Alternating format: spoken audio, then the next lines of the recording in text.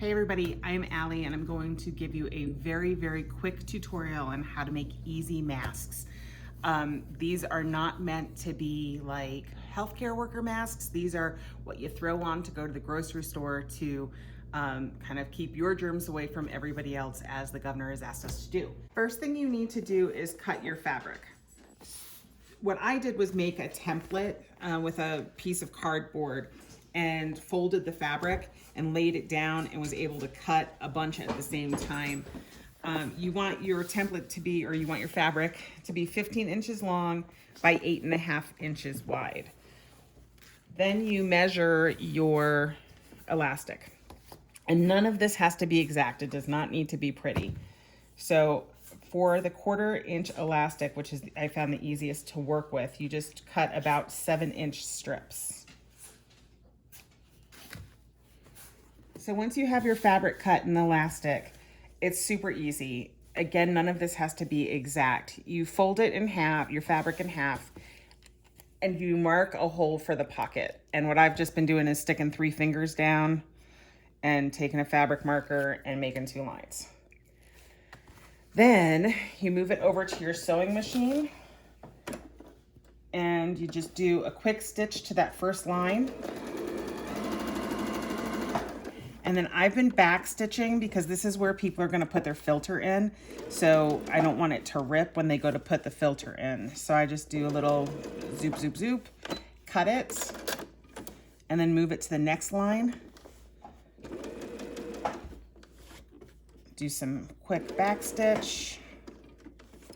So for the filters, I've seen a bunch of different things online. I've seen that you can use cut up furnace filters. I've seen that you can use cut up clean vacuum bags, even coffee filters. I don't know what the best is. You can look online to see what kind of filter you want.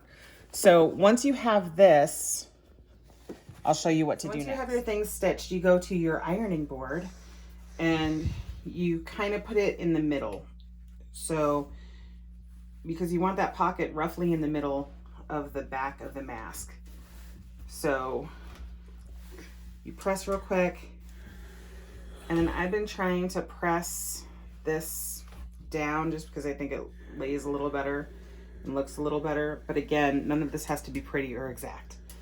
These are functional, not fashionable.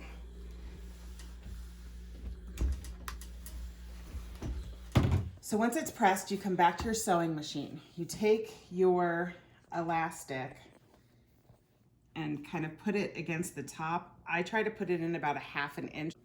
So maybe you can see through the light, you can kind of see how far down the elastic is. Hopefully you can see that. Then you take your sewing machine and kind of sew across the elastic. I go back and forth about 4 times so the elastic doesn't pull out.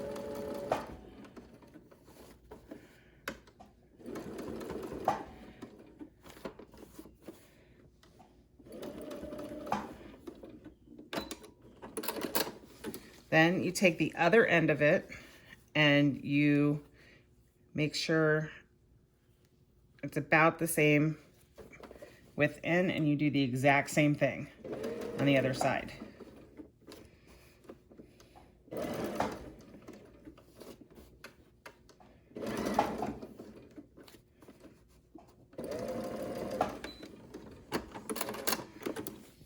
And then you do the same for the other elastic. So once you have the elastic sewn in, I use the light to kind of see where the elastic is. This is the hardest part. I've had a couple problems with sewing the elastic back into the seam. So just make sure your elastic is tucked pretty far in. And then you just sew the edges shut like so.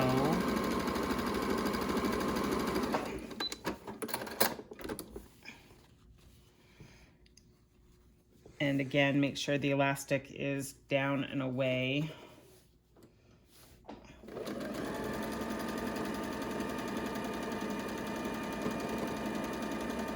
You can kind of feel it with your fingers. So then you have a nice little packet like this. Okay, so then if you're like me, I've been doing these in stacks. So I have kind of various stages of doing this because I find it's easier to do one step and at a time for a bunch of them.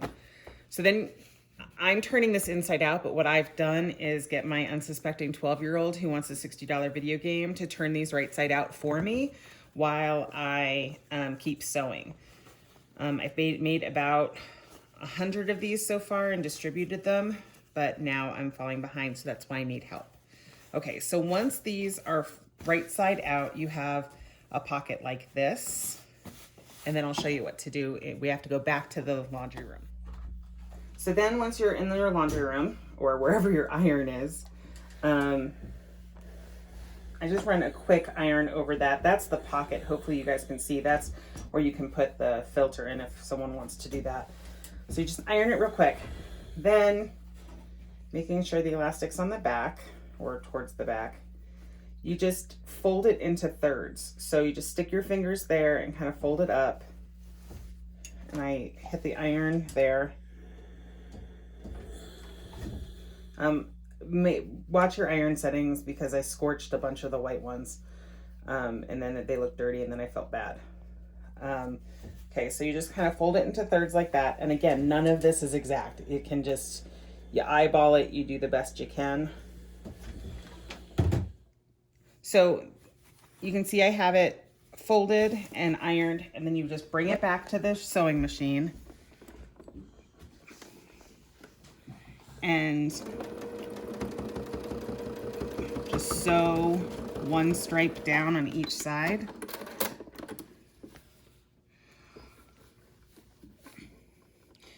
You just got to kind of make sure that it doesn't unfold as the sewing machine pushes it through.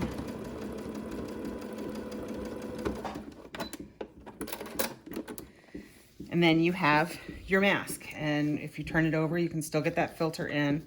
When you put it on, it expands. So here's a kid size mask, and this is kind of how you put it on. You just put it over the ears. Turn your head, baby.